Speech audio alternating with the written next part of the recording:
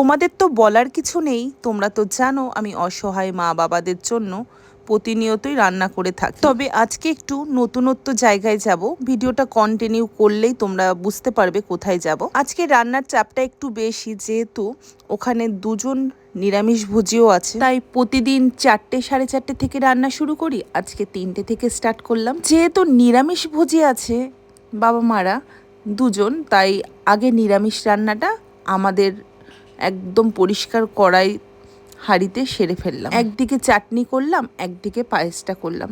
পায়েসটা কিন্তু নলেন গুড়ের করেছি, যেহেতু শীতকাল। ডালটা বেশি করিনি, কারণ হচ্ছে মাছ মাংস দুটোই হবে, সেই কারণে দুজনের মতনই ডাল করেছি। আর ডালটা হেভি হয়েছে, বিশ্বাস করো। তোমরা বলতে পারো নিজে রান্না করছো নিজেই বড়াই করছো, না গো, গন্ধতে বললাম। যাই হোক, নিরামিষ মা বাবাদের জন্য কি রান্না করেছি একবার বলি। এদিকে দেখো, গাজর, মটরশুঁটি, পনির, ঘি, গরম মশলা, ধনেপাতা সব দিয়ে একটা ডাল করেছি, চাটনি করেছি কাজু কিশমিশ দিয়ে। আর এদিকে হচ্ছে চাকা চাকা করে আলু ভেজেছি, বেগুন ভেজেছি। আর এদিকে ফুলকপি, আলু আর পনির দিয়ে একটা থকথকে তরকারি করেছি। আর নলেন গুড়ের পায়েস করেছি। আর এদিকে আমি প্লাস্টিকে পাঁপড়ও ভেজে রেখে দিয়েছি। চলো, নিরামিষ রান্না আমার যেহেতু কমপ্লিট হয়ে গেছে, এগুলোকে সুন্দর করে আমি গুছিয়ে একদম টিপটাপ করে রেখে দিলাম। এরপরে আমাকে যেটা করতে হবে সেটা হচ্ছে আমিষ রান্না। আমিষের মধ্যে মেনু আছে রুই মাছের কালিয়া হবে, তার সাথে হবে লাল লাল চিকেনের ঝোল। আর মোটামুটি সমস্ত কিছু তো কমপ্লিট হয়েই গেছে, দেখতে পেয়েছো। এদিকে মশলাপাতি আমি আগের দিন রাতেবেলায় সব বেটে কুটে রেডি করে রেখেছি। তবে রুই মাছগুলো এই সকালবেলাতেই ভাজলাম, কিন্তু রুই মাছের পিসগুলো দেখে কেউ বলবে না এটা রুই মাছ, কারণ 3 কেজি ওজনের তোমার রুই মাছটা ছিল। দামটাও অনেকটা বেশি নিয়েছে, 300 টাকা কেজি নিয়েছে, যেখানে 160 টাকাতেও রুই মাছ পাওয়া যায়। এদিকে চিকেনগুলো যেহেতু ডিপ ফ্রিজে রাখা ছিল, একটু বরফ জমেছে, তাই জল দিয়ে রাখলাম যাতে বরফগুলো তাড়াতাড়ি ছেড়ে যায়। মাছের কালিয়াটা আমাদের গ্যাসে করব, আর বড় গ্যাসটা বের করে করব হচ্ছে চিকেনটা প্রায় 6 কেজির মতন আনা হয়েছে জানো। এবার আলু ঠালু দিয়ে আরও একটু বাড়বে, এইটুকু কড়াইতে তো হবে না। তোমাদের দাদা ভাই একটা ডেকোটার্স থেকে ডেচকি নিয়ে এসছে, যেটাতে রান্না হবে ভাত, আর বড় একটা লোহার কড়াই নিয়ে এসছে, দেখতে পারবে একটু পরে। ওটাতেই আমাদের বড় উনান আছে, ওই উনানটা সেট করে মাংসটা করব। তার আগে এদিকে কালিয়াটা কিন্তু আমার প্রায় হওয়ার মুখে। জানো তো বন্ধুরা, যতই রাত জেগে আমি এই রান্নাগুলো করি, কিন্তু আমার না ভীষণ আনন্দ মনে নিয়েই এই কাজগুলো করতে ভালো লাগে জানো। রাত জেগে কাজ করছি, খুব কষ্ট হচ্ছে, বিরক্ত বোধ হচ্ছে, একদম হয় না। রান্নাগুলো খুব উৎসাহিত নিয়ে করে কমপ্লিট করে গুছিয়ে রেখেছি, কিন্তু এই যে গ্যাসটা আমার জীবনে প্রথম মনে হয় আমি সেট করছি। প্রায় 30 মিনিট লেগে গেল এই গ্যাসটা আমাকে সেট করতে। তোমাদের দাদাভাইকে যদি আমি ডাকি ঘুম থেকে, অবশ্যই উঠে যাবে এক ডাকে। কিন্তু মনে হলো কি বলতো, যে এখন ডাকবো, আবার তো একটু পরে জিমে যাবে, বেশিক্ষণ তো ঘুমাতে পারে না, শুধু রাতটুকু একটু রেস্ট নেয়। থাক, একটু পরেই উঠুক, চেষ্টা করি কখন পারি। যেই কৃষ্ণকালী মায়ের নাম নিয়েছি, অমনি কিন্তু গ্যাসটা সেট করে ফেলেছি। মনে মনে খুব আনন্দও হচ্ছিল যে যেই জিনিসটা অসম্ভব সেটাও সম্ভব করে ফেললাম। মানুষ পারে না এরকম কোনো কাজ নেই। তবে প্রথম থেকেই আমার এই বড় গ্যাসটা জ্বালানো, একটু বাড়ানো কমানো, এটা আমি একটু ভয় পাই। সেই কারণে তোমাদের দাদাভাই থাকলে তোমাদের দাদাভাইকে বলতাম এটাকে সেট করে দিতে, জ্বালিয়ে দিতে। আর আমার শ্বশুর মশাই থাকলে আমার শ্বশুর মশাই করে দিত। কেউ না কেউ ছিল, তাই কখনো প্রয়োজন পড়েনি। যাই হোক, অনেক কথা হলো। এদিকে দেখো, আমি কিন্তু রান্না আলটিমেটলি বসিয়ে দিয়েছি চিকেনটা। ঠিক টাইমে গ্যাসটা ধরে গেলে অর্ধেকটা প্রায় হয়ে যেত কষানো এতক্ষণ। ঠিক আছে, তাতে কোনো অসুবিধা নেই। আর তো শুধু চিকেনটা। এদিকে দেখো আমার মশলা কিন্তু কষছে। ভাবছি যে মশলা কষাতে কষাতে তোমাদের সাথে একটু লাইভে গল্প করে নেব। আগে যেরকম খুব রেয়ার আমি লাইভে কামাই করতাম, এখন কিন্তু লাইভটা আমার আশাটা অনেকটা কমে গেছে, তাই না বলো? যাই হোক, রান্না আমার কমপ্লিট। শরীরটা কি শান্তি পেল বিছানায় এসে। আর পাচ্ছিলাম না, পাগুলো এত ব্যথা করছে সেই কালকে সন্ধ্যা থেকে। এখন ঘড়িতে বাজে হচ্ছে তোমার 6:45। কষ্ট করলে কেষ্ট মেলে, তাই না বলো? কেমন আসছে পিকচারটা, থাক পরে আবার আসবো। চলো বন্ধুরা, এবার আমরা বেরাবো খাবার দিতে। খাবার ফাবার রেডি, সব রেডি হয়ে গেছে, এই যে সব ঢুকছে গাড়িতে। ভাতটা পুরো ভর্তি গো। হ্যাঁ, ভাতটা পুরো ভর্তি। এই তো দেখোনি, না দেখতে বললাম।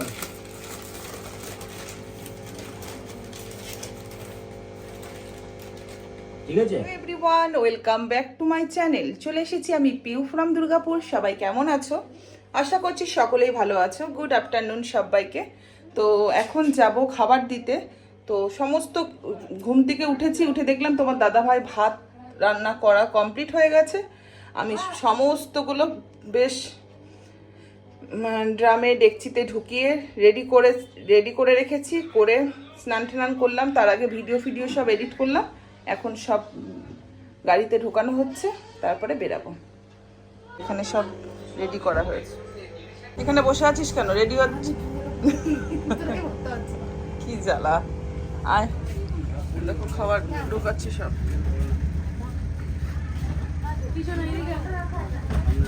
হ্যাঁ, ফোন নিতে ভুলবে না, চাপ নিস না। চলো বন্ধুগণ, এবার চলো।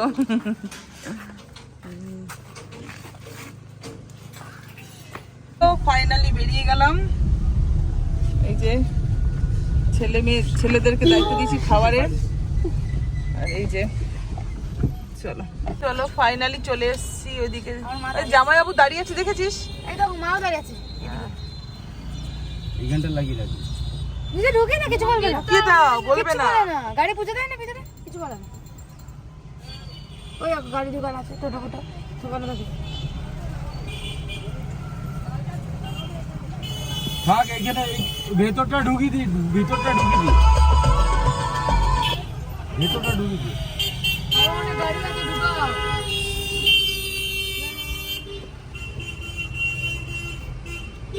দেখবি বাদিকটা দেখবি।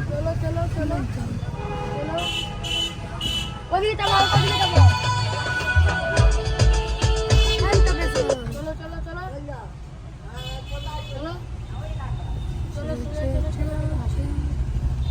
এইখানটার ডাল দিন। হ্যাঁ, আরেকটু ওদিকে যাবো, নাহলে গেট খোলা হবে না। সব খুলে যাবে। চলো আমার জিজু চলে এসেছে, এ দেখো। আর এই যে আমার দিদি চলে এসেছে।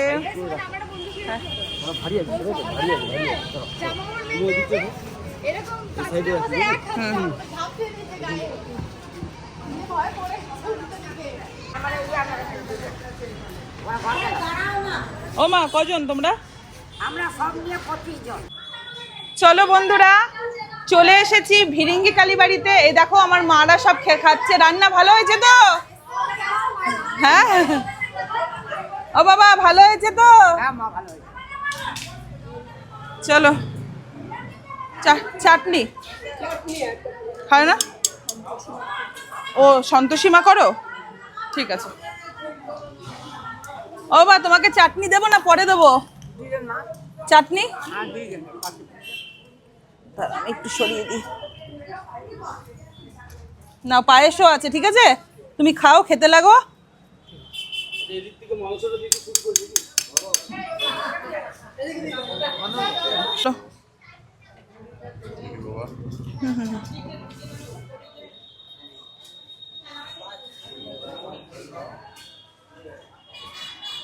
চলো, এই দেখো পায়েস করেছি। পিউ বোনের রিকোয়েস্ট রেখেছি। পিউ বোনু বলেছিল, ইচ্ছা ছিল দিদি ভাই একটু পায়েস খাওয়াবো। নাও বুনু, তোমার ইচ্ছা পূরণ করে দিয়েছি। হ্যাঁ, আর ওই যে উনি ওনার বাটিতে দিয়ে দেবে।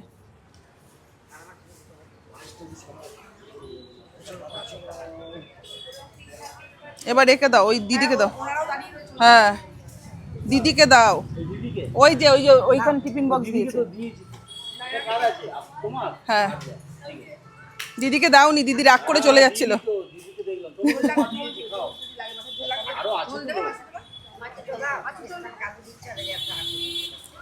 জানো তো বন্ধুরা, সারা রাত জেগে যতই আমি রান্না করি, যতই আমার কষ্ট হোক, যখন এই খাবারটাই সবার মাঝে ভাগ করে দিয়ে শুনি না তাদের মুখে রান্নাটা বেশ ভালো হয়েছে। কষ্ট কোথায় দূর হয়েছে, মনটা পুরো ভরে যায়, আরো বেশি এই কাজে উৎসাহিতটাও বেড়ে যায়। আর এদিকে দেখো আমার জিজু, আমার দিদি, এরা কিন্তু এতটাই ভালোবাসে এই কাজগুলো আর আমাকে এতটাই উৎসাহিত করে যে যেখানে যে মুহূর্তেই ডাকি আমার জিজু দিদি কিন্তু হাজির হয়ে যায়। আমার দিদি খুব ভালো।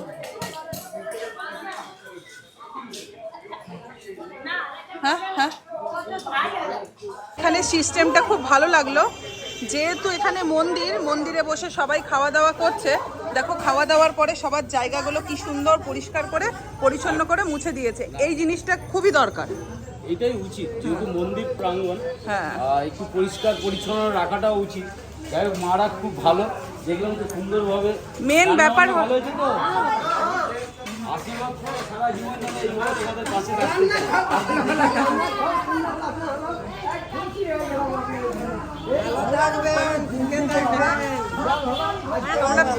আবার আসবো। তোমরা ঠান্ডা পড়েছে এখন, সবাই একটু সাবধানে থেকো। হ্যাঁ হ্যাঁ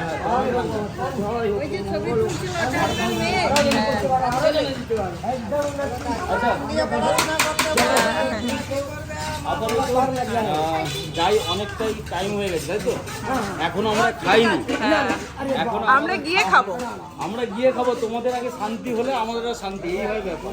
যাই হোক, চলো ফটাফট যাই, গিয়ে খেয়ে নিই। এদিকে দেখো কি হচ্ছে, দেখো এদিকে সব গোছাগুছি চলছে। এই মেয়েটা কিছু করেনি, সবাই করেছে, সবাই কাজ করেছে, মেয়েটা করেনি। বাবা মামাই কানেক্টর মায়ের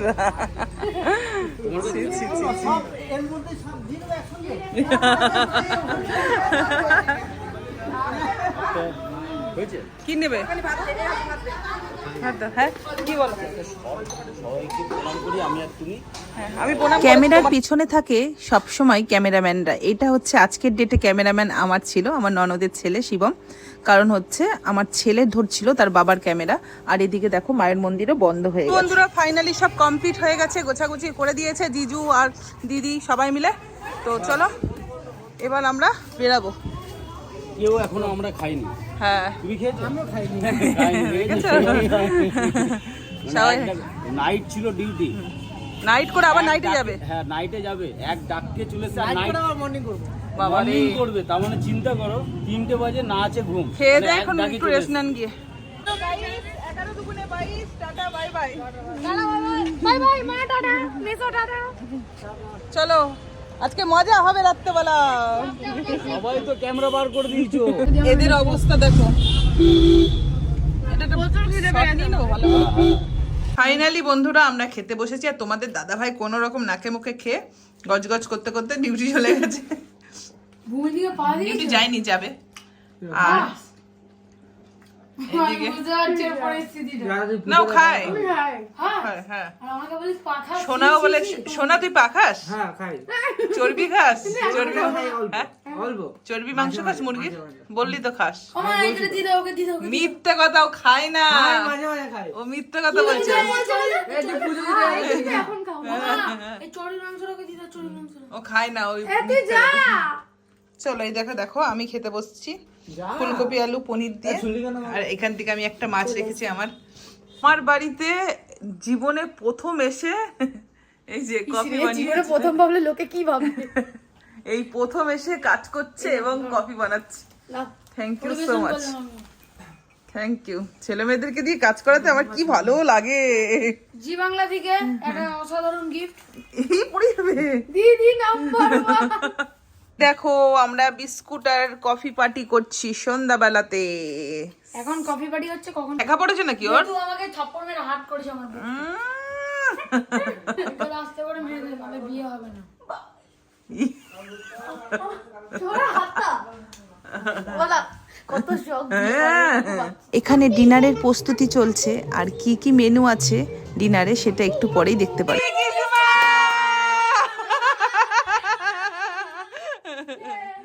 চলো এবার খাবার ফেলে দিয়ে সোনা ভাবছে যে ভিডিওর জন্য আমি খেতে পারছি না রে ভগবান।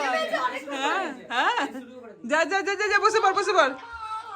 এ খাও খাও বাবলু, আমার পায়েস খাও একটু। Merry Christmas.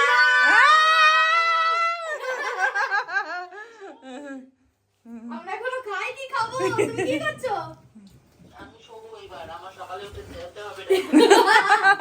দিদা শুয়ে পড়েছে? ঠিক আছে, রাখো, টাটা।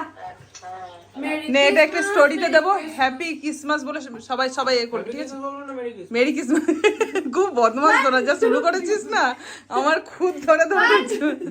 বন্ধুরা অনেক বাজে, ঠিক আছে? সেই কারণের জন্য এখন আর কথা হবে না, এখন শুধু খাওয়া দাওয়া হবে। ইচ্ছা ছিল এগুলো পুরো সুন্দর করে ডেকোরেশন করব, ঠিক আছে? তারপরে এ টানাবো, ওই কি বলে গো ওটাকে, ব্ল্যাক কালারের ওই কাপড়টা আমাদের স্ট্যান্ডে যেটা দিই, হ্যাঁ হ্যাঁ, ব্যাকগ্রাউন্ডটা করব। কিন্তু কি বলতো, সময়ের অভাবে কালকে ঘুমাইনি, সব ঘুমিয়ে গেছে, আমাকে কেউ ডাকেনি, উঠেছি 8:15-তে। এইবার পোস্ট করে না খুব চাপ হয়ে গেছে। তো যাই হোক, এই ব্লগটা তোমরা পরের দিনই পাবে।